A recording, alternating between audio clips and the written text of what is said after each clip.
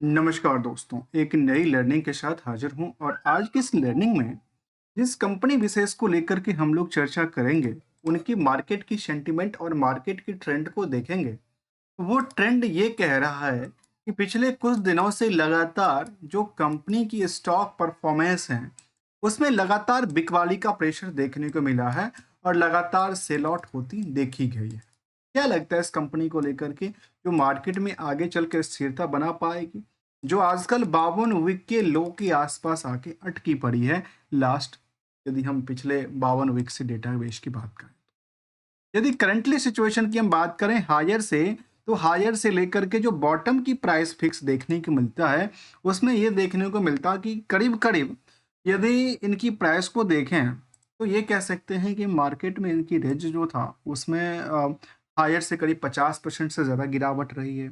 यदि लोअर से हम हायर साइड को देखा जाए तो ये आंकड़ा कहती है नियरली 152% की उछाल क्रिएट कर। फिर क्या हुआ, कैसे हुआ, किस अवलोकन के साथ हुआ, हम जानने की कोशिश करेंगे इस कंपनी को लेकर के जिसका नाम है ब्रांड कॉन्सेप्ट। जो ब्रांड कॉन्सेप्ट करती क्या है, इनके पास जो ब्रांड्स हैं रिटेल फैशन की दुनिया के कहते हैं जो लीडिंग फैशन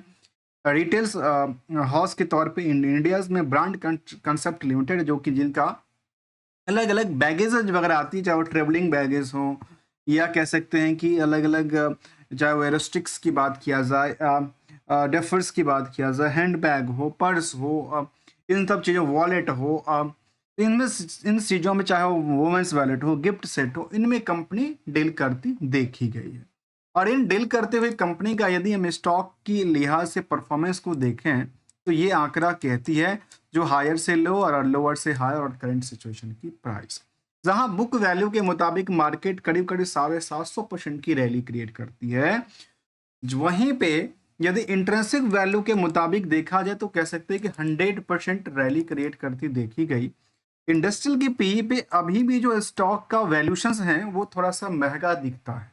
भले ही इतनी गिरने के बाद भी। करीब करीब 50% गिरने के बाद भी वैल्यूशंस आज भी ओवर वेटेज की श्रेणी में दर्ज करती है। प्रमोटर का कंट्रोल 48% है। नेट इनकम मार्जिन 2% की सेविंग करती है। आरओई आरओसी की आंकड़ा जो है काफी अच्छी रिटर्न की तरफ इशारा देती है। तो फिर कंपनी को लेकर के ऐसा दिक्कत क्या हुआ जिसका मार्केट कैप 480 करोड़ है, प्रमोटर का कंट्रोल अच्छा खासा है, तो मार्केट को लेकर के ऐसा डिक्लाइनिंग क्या हुआ, क्या कारोबार जो था उसका बंद होती देखी गई, क्या इनका बैग्स और बैगेज बिकती नहीं है मार्केट में। तो चलिए इसको हम बैग और बैगेज को बिकने वाली जरा रिजल्ट को देखते हैं, जहां पे कंपनी का सेल्स का डेटा को समझने की कोशिश।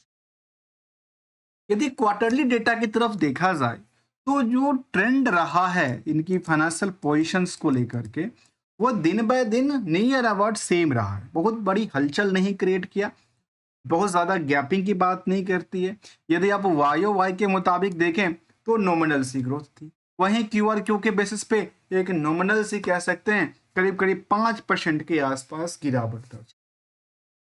वहीं पे जो नेट प्रॉफिट का नंबर था उसमें एक भारी कट देखने को मिला, और ये कट जो था वो किसके बेसिस पे आ रही है, इसके मुख्य कारण है इंटरेस्ट की बर्डन, क्योंकि इस कंपनी में इंटरेस्ट का जो पोर्शन है वो लगातार बढ़ती जा रही है, जो कि नॉर्मली घटना चाहिए वहां पे बढ़ती जा रही। तो मार्केट को जो पैनिक करता है वो इनके फाइनेंशियल पोर्शन के बेसिस पे ये दर्ज कर। जबकि कंपाउंडेड डेटा की बात किया जाए तो कंपनी सेल्स को लेकर 13 करीब करीब 3 साल में 80% की ग्रोथ दर्ज करती। कंपाउंडेड सेल्स के हिसाब से देखा जाए प्रॉफिटेबिलिटी करीब 54%, तो वहीं टीटीएम के मुताबिक 47% की बात। स्टॉक प्राइस सीजीआर में एक भारी कट देखने को मिला, क्योंकि इसके पीछे रीजन था जो प्रॉफिटेबिलिटीज में एक डीप लेती देखेगी, लेकिन return on equity on average इनको सपोर्ट देने के लिए बैठी हुई दिखती है। अगली सिचुएशन कहती है जो क्या कंपनी को यदि पीयर से कंपेयर करते हैं तो क्या पीयर्स का आंकड़ा कैसा रहा, इसमें चाहे वो डीमार्ट हो, चाहे वो ट्रेंट हो, चाहे वो ब्रेनवेस हो या रेड टेप जैसे कंपनी शामिल हो जो कि रिटेल चेन और स्टोर के माध्यम से अपनी कारोबार को चलाती है। तो उसके इन सभी कंपनियों के आगे कुछ कंपनियों तो वैल्यूएशंस काफी महंगा दिखता है, पर कुछ कंपनियों से सस्ता भी दिखता है, चाहे वो बुक वैल्यू के मुताबिक देखें, चाहे वो पी रेशियो के मुताबिक देखें। अगली सिचुएशन आती है कि आखिर चलिए ओवरऑल कंपनी की सेविंग कितना कर रही है और निवेशकों का जो इंटरेस्ट है वो कहाँ तक स्थिरता बना पाती है, इसको लेकर देखा जाए तो ये कहता है कि इनके पास जो पोजीशंस था उसमें परसेंटेज वाइज ये डिक्लेरेशन देती है। ज्यादातर पोजीशन किसके पास है? आम निवेशकों के पास है, 50% से ज्यादा। एफआई की कोई भूमिका नहीं, डीआई के पास करीब 1.37% की होल्डिंग, 2% की सेविंग करती है ऑलमोस्ट कंपनी को, जो कि on average near about the जो पीयर्स कंपनियों के ऑन एवरेज है वहीं तक रफ्तार में चलती देखी गई। लेकिन एक सवाल आता है, क्या कंपनी में जैसे हम लोगों ने आज देखा मार्केट में, आज की डेट 24 फरवरी 2025, जैसे मार्केट में बाकी कंपनियों में आज बिकवाली का प्रेशर था, खास करके सेंसेक्स की पॉइंट ऑफ व्यू देखें या फिर सारे के सारे पॉइंट को देखें, उसके हिसाब से आज इनके स्टॉक में 12% की खरीदारी देखने को मिला। अर्थात निवेशक यहां पे आज एक लंबी कतार में खरीदने के रेस में शामिल हुए। और उसके मुताबिक यदि देखा जाए तो कंपनी टाइम टू टाइम की बात करूं तो डिविडेंड भी देती है, जिसको फिक्स रेगुलर इनकम कहते हैं, और ये 2023 में दिया था, उसके बाद 24 में नहीं दिया, 25 का आंकड़ा चलती देखी गई है। रेवेन्यू की पॉइंट ऑफ व्यू से यदि स्टैंडअलोन डेटाबेस को देखा जाए तो उसमें गिरावट रही, तो वहीं ऑपरेटिंग प्रॉफिट मार्जिन हो या नेट प्रॉफिट मार्जिन हो, इन सभी में कुछ में गिरावट तो कुछ में चलती घूमती देखी गई। सेंसेक्स के पॉइंट ऑफ व्यू से कंपनी में देखा जाए तो पिछले 3 साल से लेकर के 2 साल के बीच में तो थोड़ा बहुत रिटर्न भी क्रिएट किया, और जो रिटर्न ये था ये शायद आईपीओ के टाइम का होगा जब इन्होंने हाई प्राइस पे लिस्टिंग हुई होगी। उसके बाद मार्केट में लगातार 1 साल से टूटती ये 47-50% तक टूट चुकी है, जबकि पिछले 1 सप्ताह में 12% की रैली क्रिएट। तो इनकी सेंटीमेंट को देखा हमने, तो इनकी स्टॉक परफॉर्मेंस को यदि आप देखेंगे, कोई विदाउट कोई टेक्निकल एनालिसिस की यदि हम बात करें तो ये कहता है कि यहाँ पे जो प्रेशर्स थी वो लगातार गहराती देखी गई। तो यहाँ पे यदि हम इनकी चार्ट को थोड़ा सा पहले लेते हैं तो ये गहराती ये देखी जाती है कि यहाँ पे कुछ टाइम में यानी में खरीदारी का प्रेशर्स बना है, जो कि इससे पहले भी बना था, लेकिन स्थिरता नहीं थी। ये क्या था? टेम्पररी था। एक तरह से कह सकते हैं कि 10 लोगों के पॉकेट से पैसे निकालने के कुछ तरीके होंगे, जो कि किसी ने बाई को लेकर के एक कॉल दिया होगा और कुछ लोगों ने पार्शियली अपनी प्रॉफिट बुकिंग करके यहां से पोजीशन को सेटअप किया। अल्टीमेटली 2 सवाल अक्सर आती है कि सर टारगेट क्या है और एसएल का हम यूज कहां पे करें। देखिए दोस्तों, टारगेट और एसएल आपस की वो कड़ी है जो समझना जरूरी है, और यदि हम कॉमन थिंकिंग के बेसिस पे एक बिजनेस प्रोस्पेक्टिव डेटा बेसिस पे समझने की कोशिश करेंगे तो शायद हम इसमें मार्केट में स्टेबल भी रह सकते हैं। कहती है जो यदि आपको टाइम के हिसाब से यदि प्रॉफिट बनती हो, दिखती हो, तो उसको थोड़ा बहुत करके पार्शियली बुक करते रहना चाहिए, जिससे कि अपनी कैपिटल भी वापस आ जाए और प्रॉफिट भी लेके आए। दूसरी तरफ लगातार यदि ट्रेंड में नुकसान की तरफ इशारा देती हो तो फिर एक मतलब बनता है कि भाई अपनी कैपिटल को बचाने के लिए एक स्टॉप तो यूज करना पड़ेगा, जिसमें परसेंटेज जो होगा वो खुद की डिसाइड होगी, क्योंकि कोई 5% रिस्क पे खुश है तो कोई 50% रिस्क पे मार्केट में वाहवाही लूटता देखा गया। यदि इसी तरह की कंपनी की हम चर्चा करें तो कंपनी का खुद का भी रिस्क फैक्टर यदि देखा जाए तो कंपनी 2 महीने 2.5 महीने तक रिस्क फैक्टर मार्केट में पैसे उधार पड़े रहते हैं, तब भी तो मार्केट में इस रिस्क फैक्टर पे पैसे आते देखे। ये कुछ पहलू था, जबकि कंपनी ने अपनी ब्रांड, इनकी कोर टॉप अपनी ब्रांड्स को लेकर जिक्र करती है कि इनके पास यदि ब्रांड की बात करें तो जिसमें ब्रांड में चाहे वो टॉमी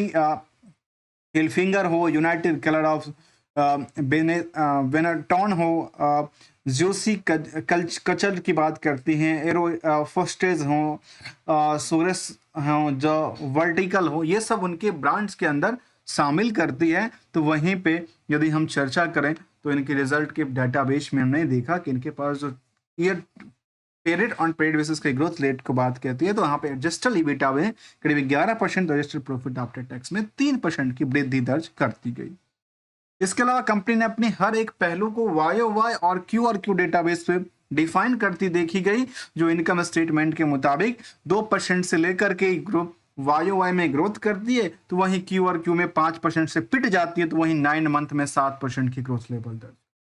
तो अवलोकन कीजिए, एक जगह आपने पिटाई किया तो दूसरी जगह आपने ग्रोथ लेवल भी दर्ज किया, देखा गया। वैसे ही यदि प्रॉफिट आफ्टर टैक्स की बात किया जाए तो कंपनी ये जिक्र करती है कि YOY के बेसिस पे 61% की गिरावट थी, तो वहीं Q और Q में 33%, तो वहीं 9 मंथ वाले में 53% की गिरावट। मतलब मार्केट को एक डिक्लाइनिंग रेशियो तो पता है, क्यों? क्योंकि ये इसको डिक्लाइन करेगा, क्योंकि इस कंपनी का जो कारोबार था उसमें इफेक्ट कर दी देखी गई। ये कहती है कि 4 स्टेट को 42 स्टोर के साथ लीड करती देखी गई, जिसमें कि इनकी ब्रांड्स हैं,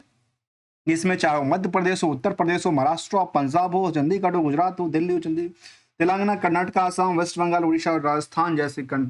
स्टेट में नॉमिनल से लेकर के 1 से लेकर के मैक्सिमम महाराष्ट्र के अंदर 10 स्टोर इनके अवेलेबल हैं, जो कि ज्योग्राफिकल फुटप्रिंट के साथ उन्होंने जिक्र करती देखी गई। तो ये कुछ पहलू था, अपनी कंपनी माइलस्टोन की बात कहती है, जिसको इनके अलग अलग ब्रांड्स जहां पे शामिल करती है उसको समझने की जरूरत पड़ती है। अलग अलग ब्रांड बेस उन्होंने जिक्र किया है कि हमारे ब्रांड बेस पे हमारे ये सिचुएशंस क्रिएट करती देखी गई, जहां पर अपने स्टोर को लेकर भी उन्होंने ऑफिस और स्टोर को लेकर जिक्र करती है। हमने स्टडी करने के पीछे कुछ वजह लिया कि आखिर कंपनी में ऐसा कौन सा सिचुएशन है जिसकी वजह से लगातार मार्केट में गिरावट दर्ज करती है। इसको लेकर देखा जाए तो कंपनी कहती है कि यहाँ पे स्टॉक प्राइस भले ही 753% रैली क्रिएट करता हो, कोई फर्क नहीं पड़ता, लेकिन रिटर्न की जो आने वाले समय में रिटर्न का एक्सपेक्टेशंस काफी ज्यादा हाई कहती है। और इसी बेसिस पे जो आम निवेशक होते हैं, कई बार हम कहते हैं ना ट्रैप हो जाती है कि अच्छा यहाँ पे तो ऐसी सिचुएशन है, लेकिन हम मार्केट की उन ट्रेंड को पकड़ नहीं पाते हैं जिस ट्रेंड के बेसिस पे मार्केट की रफ्तार में क्या होती है, उछल कूद के प्रॉफिट बनाना और मार्केट में दोबारा पोजीशन लेके खड़े होना, ये सिखाती है। तो ये देखा गया, तो मार्केट की ट्रेंडिंग को समझा और हमने टारगेट और अचीवमेंट की बात को भी समझने की कोशिश। विदाउट कोई ट्रेडिंग एडवाइजरी और नोट को लेकर के यदि वैल्यू एडिशंस मिलने पे चैनल को लाइक और वीडियो को सब्सक्राइब भी कर सकते हैं, वीडियो को सब्सक्राइब और वीडियो को लाइक और चैनल को सब्सक्राइब भी कर सकते हैं।